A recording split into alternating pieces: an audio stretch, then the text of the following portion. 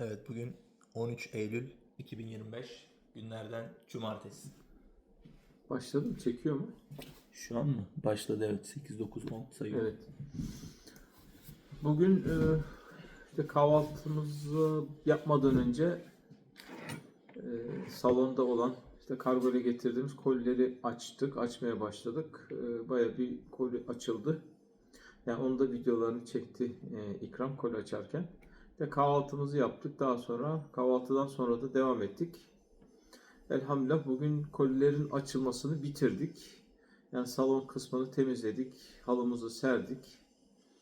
Oraya işte televizyonun altına koyabileceğimiz çekmeceli dolabı getirdik, yerleştirdik. Ve ilk akşam namazımızı kıldık orada. Güzel oldu diye düşünüyorum. İnşallah geri kalan kısımlarını da yarın halledip evimizin pazartesi gününe hazırlamış oluruz. Evimizi tamamıyla yerleştirmiş oluruz. Hanım ve Ertuğrul geliyor. Pazartesi güzel bir ev gösterelim diye ümit ediyoruz onlara. Daha sonra bugün işte iki tane öğretmen arkadaşın evine kahve içmeye davetliydik. Oraya gittik. Saat 5 gibi. Daha önceden biz onları kahvaltıya davet etmiştik. Gelmişlerdi. Yani bir tanesi Kitchener-Water'dan gelen öğretmen arkadaş. Yani o da hani benden daha yaşlı. Kahvaltıya geldiği zaman hani diğeri erken ayrıldı. Onunla bayağı bir oturup konuşmuştuk. Yani bir ekstradan bir buçuk saat daha belki 2 saat tam hatırlamıyorum. İşte bugün de orada güzel bir sohbet ortamı oldu. Konuşuldu bayağı. Tabii ben çok fazla konuşmayı sevmediğim için biraz geri plandaydım. İkram sağ olsun bizim açığımızı kapattı. Bayağı konuştular. Yani benim oradan paylaşmak istediğim işte sonlarına doğru işte beraber bir yani çay onu söyleyeyim. Giderken yanımızda benim hazırladığım çay karışımından bir paket hediye götürdük. Bir de hurma, kayısı kurusu, ceviz ve fındık. Hurma yoktu. Pardon. Kuru üzüm, Evet, kuru üzüm. Hurma kayısı, yoktu. Doğru. Hurma yoktu. ceviz, fındık ve lokum. Türk lokumu. Türk Bir lokumu. küçük gül lokumu getirmiştik. Ona da bayıldılar zaten bayağı. Evet. İşte Yaptığın çay karışımından bahsedebilirsin. çay karışım benim yani üçlü bir çay karışımım var. İşte bir Türk çayı, ondan sonra siyah çay, yaprak çay dediğimiz. Bir de bergamot aromalı Earl Grey Tea dediğimiz üçlü çay karışımı. Ondan hazırladım. Bir pakette işte o öğretmen arkadaşa götürdük hediye olarak. Kahvaltıda bayağı sevmişti bizim çayımızı. Hatta orada bir sallama çay tadına baktık. Çok güzel, kaliteli falan dedi. Fakat içerken sordular bana. Ben dedim ben beğenmedim dedim. Benim çaya çok benzemiyor. Onlar da tasdik ettiler. Daha sonra işte çay içerken bayağı bir orada da masa etrafında bayağı konuşuldu. Yani en sona yakın işte o hediye çay götürdüğümüz öğretmen arkadaş işte bir mesele açıldı, bir konu açıldı. Gelir vergisiyle alakalı, income tax, işte ondan sonra vergilerle alakalı. İşte orada hani ben biraz tecrübemle alakalı bir şeyler söyledik. Ondan sonra kendisi bir şey daha söyledi. Ben orada e, işte ben hani Allah'a güveniyorum, I trust God dedim. Söylediğim şey çok hoşuna gitti. Ondan sonra With everything dedin. With everything I trust God on dedim. evet, with everything I trust God. O çok hoşuna gitti. Ondan sonra işte yumruklarımızı tokuşturduk. Onun yani hoşuna gittiğini belirtti. Daha sonra o da kendisi de söyledi. Ben de işte Allah'a güveniyorum dedi. Ondan sonra başından geçen iki tane hadiseyi anlattı. Bir tanesi başka bir ülkede, bir tanesini işte Kitchener-Water'da öğretmenlik yaparken başından geçen bir hadiseyi anlattı. Yani bunlar normalde hani olmayacak şeyler dedi. Ama orada tamamen Allah'ın yardımı yani çok hoşuna gidecek bir şekilde olmuş. Ben dedim evet burada Allah'a teşekkür etmek gerekiyor dedim. O da evet dedi. Ben de buna katılıyorum. Allah'a teşekkür etmek gerekiyor. güzel bir konuşma oldu. Yani Rabbimizi hatırlamış olduk. Ona teşekkür etmemiz, şükretmemiz gerektiğini hatırlamış olduk. O yönden iyiydi. Yani ben çok fazla konuşmadım ama bu birkaç cümle inşallah iyi olmuştur diye düşünüyorum. Daha çok İkram konuştu. Evet. Mikrofonu ona verelim. Neler konuşmuşlar o anlatsın bize. Ben de kendime göre çok az konuştum diyemeyeceğim. Konuştum yani. Hatta konuşurken artık notlar alıyorum. Hani bir yerlerde eğer kayda değer olursa akşam anlatmak için. Neydir o şeyden bahsettik. Av maceralarından. Çünkü kendisi çok çok tecrübeli şey olarak. Bu arada öncesine şey söyleyeyim. Bugün gerçekten çok acıkmıştık. Hani video çekmeye halimiz yoktu yemekten önce. Bugün ilk mercimek çorbamızı yaptık. Yani babam bir menemen, bir çay, bir de mercimek çorbası. Dünyada daha güzelini içmedim, yemedim. Hani hiçbir yerde hiçbir şekilde hani onun elinin dışında. Yani işte biraz patates, biraz soğan katıyor. İşte böyle çok çok güzel bir mercimek çorbası çıkıyor ve gerçekten hani doyuyorsunuz yani iki kaseyle başka hiçbir şeye ihtiyaç olmuyor. Bir de biraz da evliyalık, maneviyat falan bir şeyler var. Bakalım öyledir herhalde diye düşünüyorum.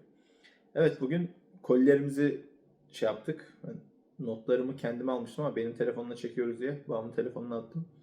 Bugün kolileri bitirdik.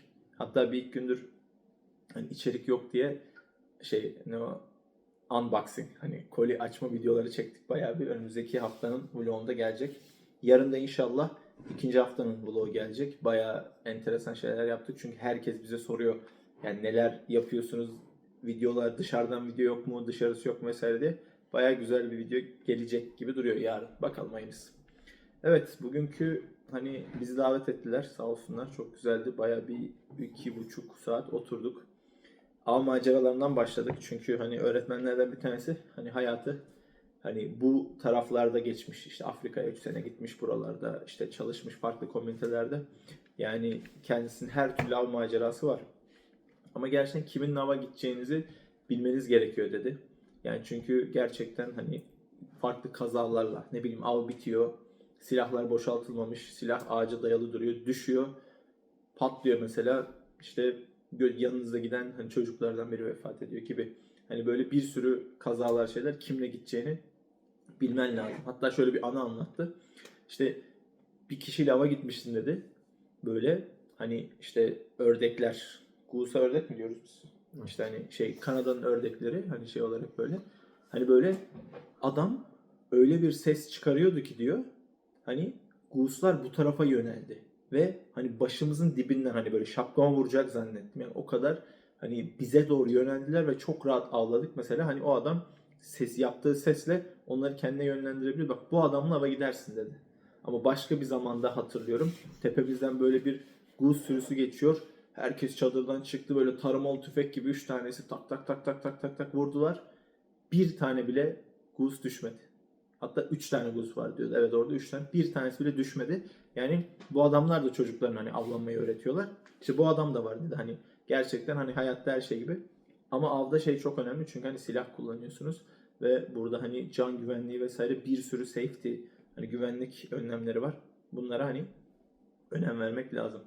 Ben de şahsen hani burada hani hedeflerimden bir tanesi hani işte hani avlanma izni hani işte gun license tüfek lisansı almak işte ne bileyim beraber ava gitmek şey yapmak buradakilerle hani buradaki hayata adapte olabilmek için buradaki insanlarla beraber bir şeyler yapabilmek için burada hani özel av izinleri var yani hani paid eskiden bundan hani 20 sene önce 5 günlük hani ücreti ödenmiş şekilde hani ücretli izne çıkabiliyordunuz.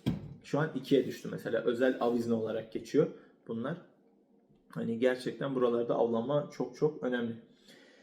Onun dışında okulda hani spor kategorileri yani buranın başkentindeki hani milli eğitimden hani mail gelmiş işte badminton, masa tenisi, işte hockey birkaç tane daha spor. Hani bunlardan işte yaza doğru hani buranın başkentinde hani turnuva işte çocukların gelmesi elemeden hani genel bir hani spor olimpiyatı gibi spor müsabakaları gibi. İşte bunun için kendisi çok çaba sarf etmiş. Hatta anlatıyor işte neydir o Facebook grubunda değildim diyor. Facebook grubunda paylaşmaya çalıştım diyor. Hani müdür müsait değildi. Sokağa çıktım. Burada Facebook çok bir şey hani yani önemli bir şey. Herkes Facebook'tan iletişim kuruyor sadece. İşte sokağa çıktım diyor. 2 tane adam gördüm ileride diyor. Yanlarına gittim hani ne olacak dedim diyor. İşte adamlara Facebook grubuna şey yazdırttım, işte böyle böyle, işte bugün akşam hani 8 ile 9 arası akşam vakti, işte o zaman saat 7, işte 8.30'a hani badminton'la ilgilenenler hani gelsinler diye okula şey olarak. Bir tane çocuk geldi diyor. Orada bir saat kapıda bekledim diyor. Bir sonraki gün anons yaptırdık çünkü Perşembe akşamı bu yaşananlar, Cuma günü hani şey deadline şey olarak bitiyor, son tarih başvuru için. İşte Cuma, yani bayağı çaba sarf etti ve Cuma günü işte 14-13 tane çocuk mesela kaydolmuş gibi. Hani bayağı bir şey, ilk geldiğinde de hani gerçekten böyle çocukları tanımak için, şey yapmak için çok fazla çaba sarf ediyor. Gerçekten çok kaliteli bir eğitimci. Dünyanın neredeyse hani her yerine gitmemiş ama hani özellikle bu bölgeleri gezmiş, işte Afrika'ya gitmiş, gelmiş, şey yapmış. Çok güzel bir insan. Onun dışında Kanada'nın Newfoundland, hani Newfoundland diye bir eyaleti var. Oradan gelen de bir öğretmenimiz var. O da mesela hani yani First Nations, hani Indigenous bir toplum şeyin background'undan geliyor.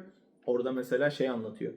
Yani bize mesela silah çok önemlidir. Hatta elimizdeki oyuncak silahı bile biz çocukken hani birine hani point ettiğimde yani çok büyük hani başım belaya girerdi, cezalandırılırım diyor çocuk olarak diyor. Ki hani elinle silah yapıp bile hani şakasına tutmazdık bizim kültürde diyor. Çünkü avlanma çok büyük bir kültür olduğu için hani avlanmaya gidiyorlar. 7-8 yaşında çocuklar silah kullanmayı öğreniyorlar. Hani hava şey yapıyorlar. O hani zihinsel ve hani kassal hani nasıl diyeyim? Yani muscle memory dediğimiz bir şey var. Hani zihnin alışması, kasın alışması. Hani eliyle böyle yapan ileride hani silahla da şaka yapabilir şeklinde, bunun kesinlikle hani bu şakanın olmamasını gösteren hani bir şey gibi mesela kültür var. Eliyle şu şekilde bile kimse kimseye yapmıyor. Çocuklar özellikle hani yasak ve çok dikkatimi çekmişti. O çok hoşuma gitti, yani eliyle bile tutmalarına izin vermiyorlar çocukların. Onun dışında bu şeyi öğrendim burada. Sanira'ya geldikten 3 ay sonra alkol alabiliyormuşsunuz. Alkolü satın alabiliyormuşsunuz. 3 ay boyunca hani alkol satın alamaz mısınız? Ve 3 ay sonra da hani belli, bunun hani yöneticileri var, hani şey, hani görevlileri. Onların izniyle hani onlar size kefil olmaları lazım. İşte tamam, bu kişi alabilir diyerekten hani şey yapmak lazım. Öyle mesela alabiliyormuşsunuz diye bir şey öğrendik. Artı en son çıkarken şöyle bir hani diyalog geçti. İşte inşallah hani onlara bir çaydanlık hediye edeceğiz. Hani işte Kitchener'dan inşallah gelecek. Hani yarın annemler gelirken getirecekler. Hani oradaki öğretmene, çayı seven öğretmene çaydanlık vereceğiz. İşte babam dedi İkram bize çaydanlık getirecek dedi. Ben de şey yaptım. Hani masaya gittim tam çıkmadan. Ya bir tane böyle şey, hani demir bir şeyin içerisine sıcak su döktüler. Üzerine çayı döktüler. Yani böyle en ilkel yöntemle, en böyle hani minimum seviyede çay yaptılar orada. Eldeki imkanlarla. İşte babamın çayını gösterdim. Hani dedim yani bu çaysa hani bu şey, nasıl diyeyim, yani bu çayla bunun pişme yöntemi dedim çok şey. Öncesinde bir demleme yöntemi anlatmıştım. Bayağı bir 45-50 dakika süren. Hani bunlar şey gibi dedim. Yani Afrika'daki bir kabilede kalan bir hani erkekle İngiltere'deki hani İngiltere kraliçenin kızının evlenmesi gibi bir kombin olmuş bunlar dedim. Adam da şey dedi, hani sen niye Afrika'daki şey için küçük gördün ki dedi. Dedim yanlış anlıyorsun. Küçük olan kraliçenin kızı dedim. Yani çünkü bakıldığında Afrika'daki insan bir sürü şey öğreniyor. Hayata karşı, yaşama karşı, işte hayatta kalma becerisine karşı, o kadar sıkıntıların, şeylerin içerisinde çok güzel şeyler öğreniyor. Ve asıl dünyada başarılı olanlar, hani hayatlarımızı güzelleştiren insanlar öyle hani geçmişlerden, öyle backgroundlardan gelen insanlar oluyor.